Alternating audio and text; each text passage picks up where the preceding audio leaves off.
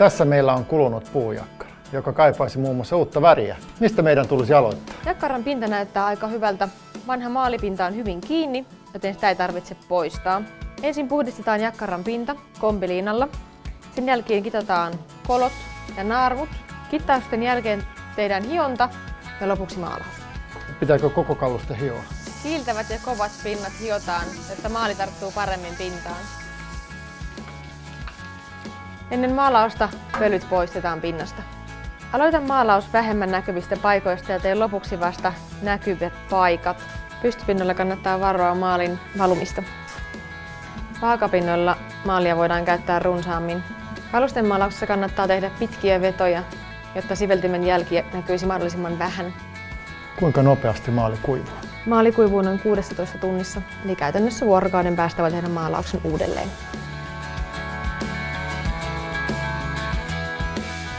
No niin, nyt on ensimmäinen maalipinta valmis ja kuten näkyy, niin vielä vähän kuultaa toi sininen maali tuolta läpi.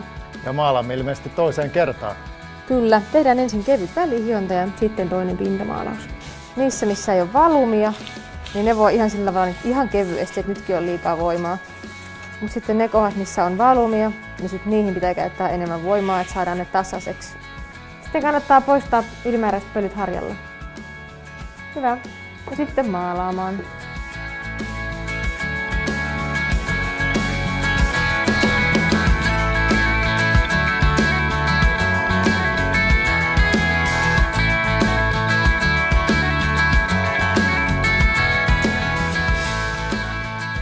Jakkara on nyt maalattu toisen kerran. Kyllä.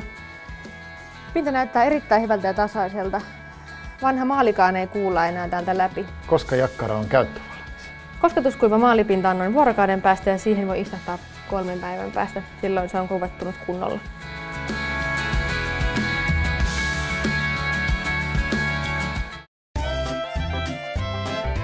Helpoksi, hienoksi, värikkääksi, kestäväksi Teknos.